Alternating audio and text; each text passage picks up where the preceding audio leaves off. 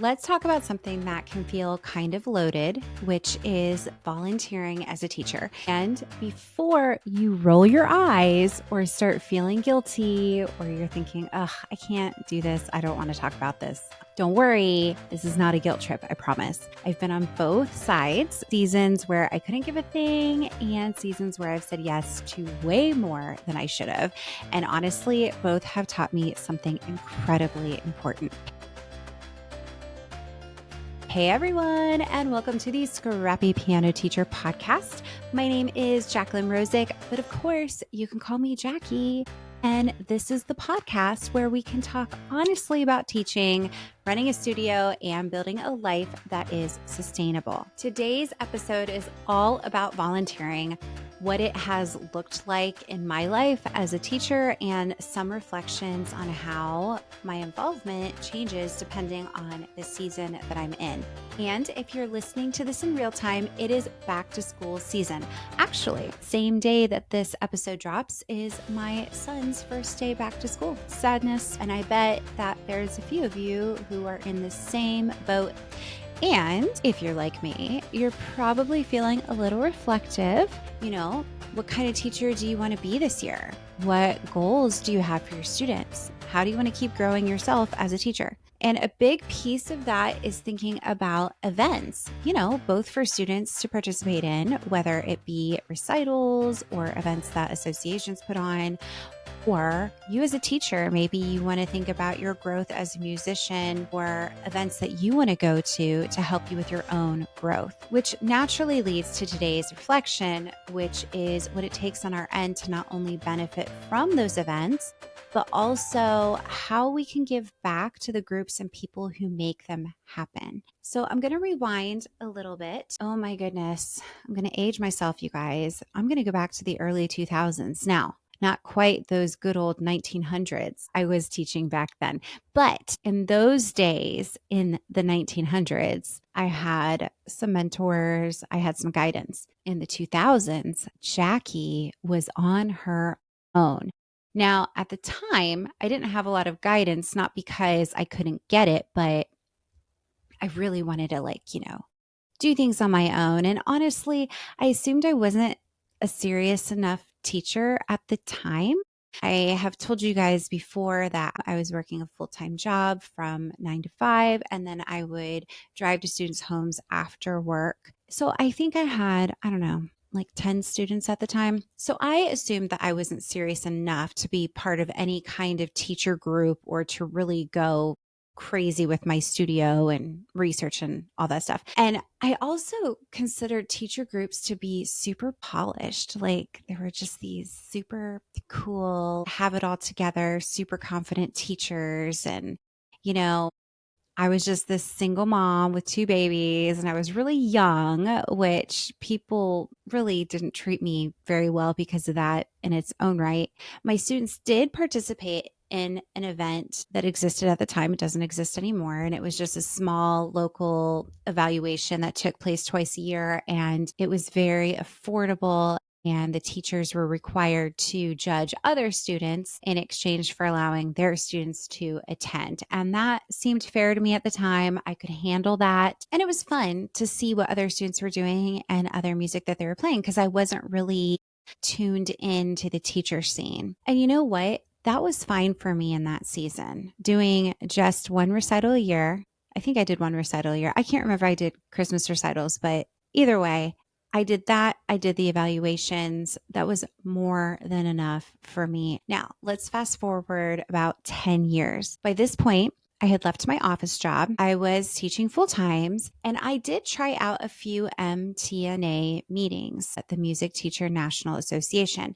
Usually, in your state, you have your state association and then you have your districts. And my district is pretty big. There was a lot of teachers and I did not feel unwelcome by any means. Everybody was really, really nice.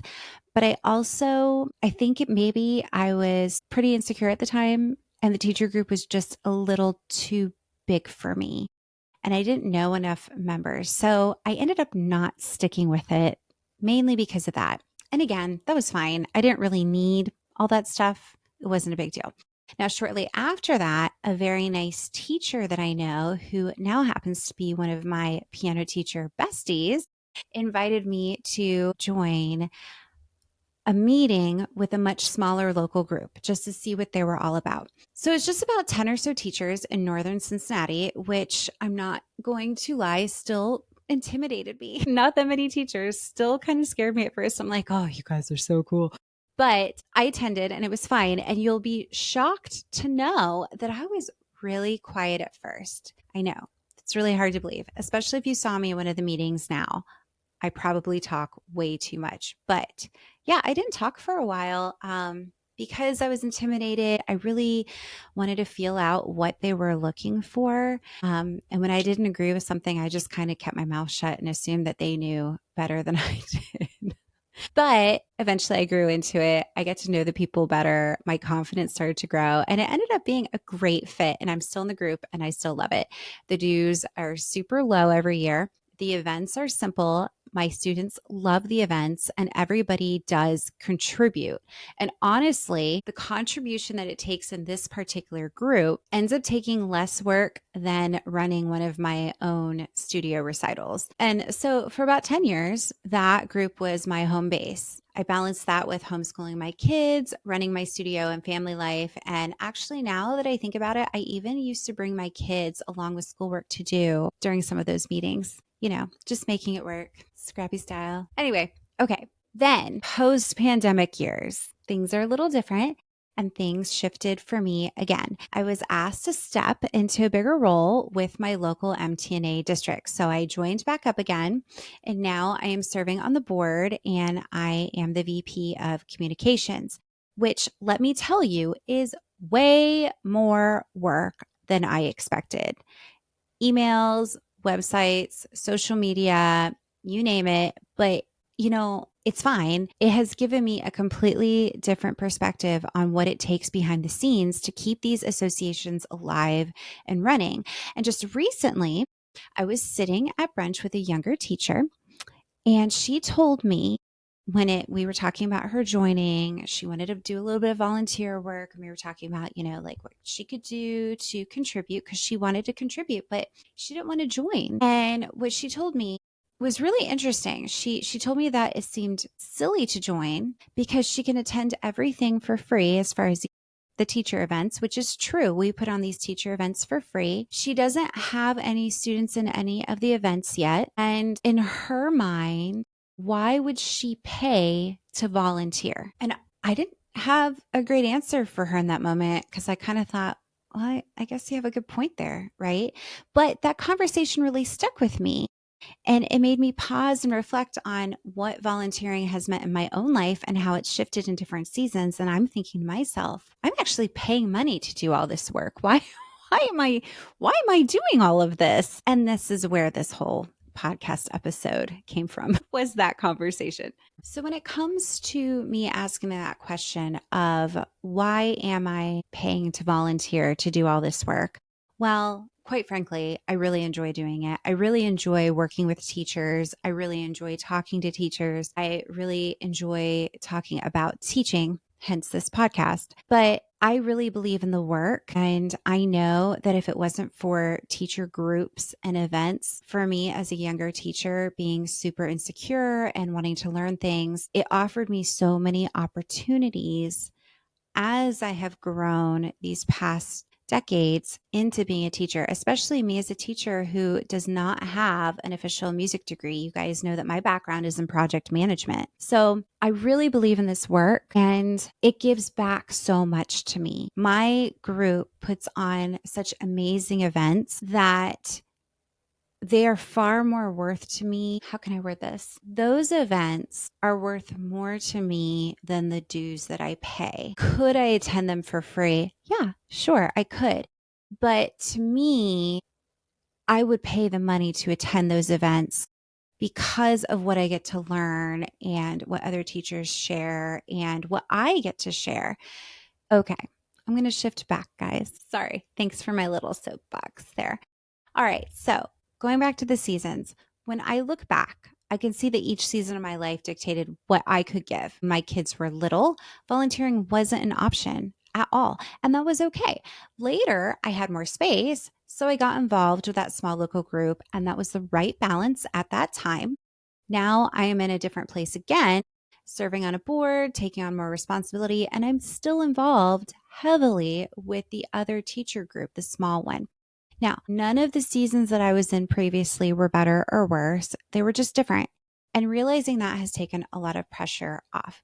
What has surprised me is how many different shapes volunteering can take. Sometimes, guys, this is a big one. Any of us can do this. As somebody who is doing communications and trying to get the word out like crazy, please listen to this one, please. It's free. It is as simple as sharing a post so that more teachers can know about an event. It is amazing to me how I have teachers on my email list. They follow on social media, and I share these events. I share them over and over and over again. And then I will end up resorting to messaging some of the teachers I know directly, being like, hey, are you going to come, that weekend in September? Are you planning on coming? I would love to see you. And they're like, what are you talking about? Because they just didn't see it. This is how social media is. It's so quick. So by you sharing a post, it's just going to really help build that up and bring more awareness to teachers that it helps.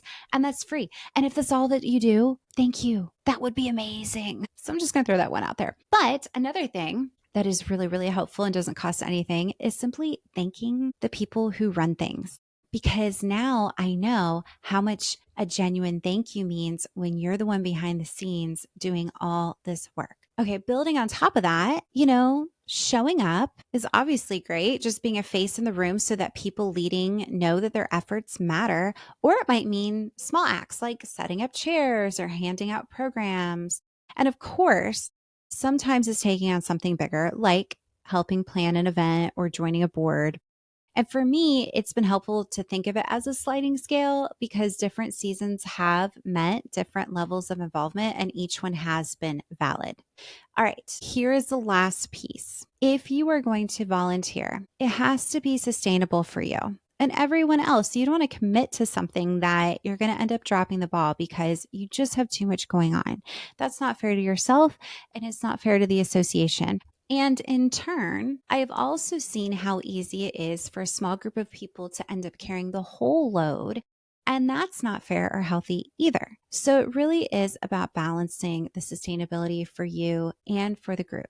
People burn out and then guess what? The opportunities, they're going to disappear for everyone. So now when I think about volunteering, I don't frame it as, am I doing enough? Is this enough? I'll just say yes. I'll just stay up till like 3 a.m. getting it done. But it's more like, what do I have to give right now that feels realistic? And sometimes that's a lot. And sometimes it's almost nothing. But if everyone brings just one little piece, it really adds up. And that's what keeps these communities alive. In a recap of today's volunteering reflections, let's look back here. Volunteering, I think, has taught me 3 things. 1, seasons matter and what you can give changes over time, and that's okay. 2, it doesn't all look the same. Support can be as small as a thank you or a post on social media, or it can be as big as chairing an event. And 3, it has to be sustainable for everyone. Communities thrive when everyone gives in ways that fit their season, not out of guilt. With that, I feel like this is kind of a different podcast for me. I don't really do podcasts like this. Do I? I don't think I do. But I would love to know how this lands with you. Like, are you in a season where volunteering feels impossible or a season where you've had space to give more? Feel free to always send me a message at Jacqueline@scrappypianoteacher.com. And if there's a teacher in your life who's wrestling with the same question, share this episode with them. Yeah. Share the love over here. Share some of my posts. Come on, guys. Help me out. No, I'm just kidding. But you know what you could do?